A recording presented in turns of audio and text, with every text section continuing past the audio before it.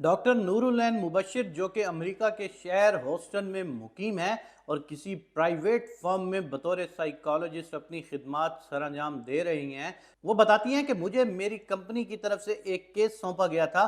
मुझे एक ऐसी माँ का सेशन लेना था जिसने अपने हाथों से अपनी औलाद को ज़िबा कर दिया। खैर, डायरेक्टर के हुक्म की पैरवी करना मेरी मजबूरी थी और फर्ज था। अगर कंपनी के डायरेक्टर का हुक्म ना होता तो भी बतौर डॉक्टर मेरा ये फर्ज बनता था कि मेरी वजह से अगर किसी को सुकून मुयस्सर हो तो मैं उसे ज़रूर फराहम करूं। मैंने उस औरत से रोदात पूछी कि उसने अपने बच्चे को ज़िबा क्यों किया, तो उसने बताया कि वो अपने ख़ानदान के साथ किसी अफ्रीकी मुल्क से हिजरत करके आई है।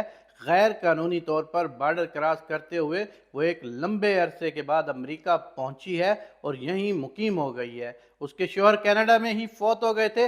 शौहर की वफात के कुछ अर्सा बाद तक वो कनाडा में मुकीम रही, लेकिन उनका ख्वाब था कि अमेरिका में बसने का, और फिर अपने ख्वाब की तकमील के लिए वो अमेरिका आ गई। अमेरिका आने की वजह सिर्फ ख्वाब की तकमील नहीं थी, बल्कि कनाडा में शौहर की वफात के बाद घर की माली हालात बहुत ख़राब हो गए थे, क्योंकि वो लोग गैर कानूनी तौर पर कनाडा में मुकीम थे, इसलिए हुकूमत से भी मदद की अपील नहीं कर सकते थे। इसलिए उन्होंने मजबूरन अमेरिका की तरफ हिजरत की और अमेरिका में आ बसे, मगर यहाँ आकर भी उनके हालात में कोई ज़्यादा सुधार पैदा ना हुआ, क्योंकि वो यहाँ पे भी गैर कानूनी तौर पर मुकीम थे।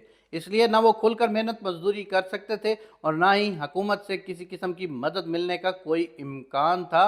जैसे तैसे करके उन्होंने पिछले 1.5-2 साल गुजार लिया, लेकिन पिछले एक लंबे अरसे से उनके घर में अब फाकों की नौबत चल रही थी।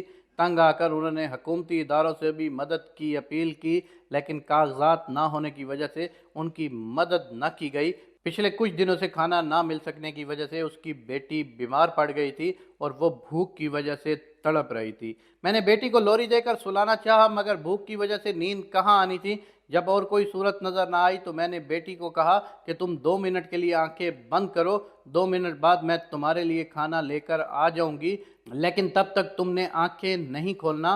वो बताती है कि मेरी बेटी ने मेरी बात मान ली। मैं किचन में गई, वहाँ से तेज़ धार चाकू उठाया और आकर अपनी बेटी के हाथों को जकड़कर अपना सारा वज़न बेटी की छाती पर रख दिया ताकि वो ज़्यादा तड़प न सके, और इस तेज़ धार चाकू की मदद से बेटी का सर तन से जुदा कर दिया। मैं तब तक अपनी बेटी के ऊपर बैठी रही जब तक उसका जिस्म तड़पता रहा। जब मेरी बेटी के जिस्म से जान निकल गई और वो ठंडा हो गया तो मैं भी वहाँ से उठ गई। सुबह मैं अपनी बेटी की लाश को ठिकाने लगाने के मुतालिक किसी मुनासिब जगह का इंतखाब कर रही थी कि लोगों को मुझ पर शक गुजरा और उन्होंने पुलिस को इत्तला कर दी।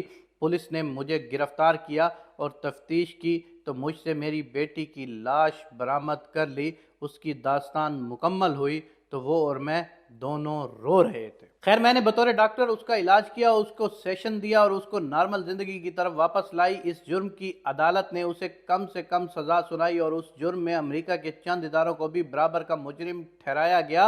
मैंने बाद में इस वाक़ये की तहकीक की तो पता चला कि मुतल्लिका इदारों के उन तमाम अफराद के मुतल्लिक कार्रवाई की गई जिनके ज़िम्मे लोगों की देखभाल थी और जिन्होंने लोगों की खुराक के लिए बंदोबस्त करना था। इदारों ने ये जवाज़ पेश किया है कि ये लोग गैर कानूनी तौर पर मुकीम थे, तो अदालत ने उनको सख्ती से समझाया कि गैर कानूनी तौर पर मुकीम थे तो भी इंसान तो थे ना। रियासत के इंतहाई आला ओहदेदारान इस खातून के पास आए, उन्होंने खातून से माजरत की। उसमें जिस ओहदे का जितना बड़ा जुर्म था सबको उसके हिसाब से सज़ा मिली। खातून को नेशनैलिटी देने के अलावा बाकायदा उसका वजीफ़ा मुकर्रर किया गया और साथ ही उसकी मुनासिब जगह शादी करवाने की कोशिशें भी शुरू कर दी गई। अब एक नज़र अपने मुल्क के पाकिस्तान पर डालते हैं कि वज़ीर आज़म साहब को बताया जाता है कि फ़लाँ ख़ानदान ने महंगाई और भूख से तंग आकर ख़ुदकुशी कर ली है, तो वज़ीर आज़म साहब फरमा देते हैं कि लोग वैसे ही इस मामले को ज़्यादा उछाल रहे हैं। ना तो हमारे मुल्क में इतनी महंगाई है और ना ही भूख है। वज़ीर आज़म की बात पर हैरत नहीं होती, क्योंकि उन्होंने अपनी जेब से कुछ भी लेकर या ख़रीद कर नहीं खाना पीना या इस्तेमाल करना होता। मुझे हैरत کاکڑ صاحب کے ان وزیروں، سفیروں اور مشیروں پر ہے جو اپنی آنکھوں سے روز عوام کو بھوکا مرتا دیکھتے ہیں، لیکن اس کے باوجود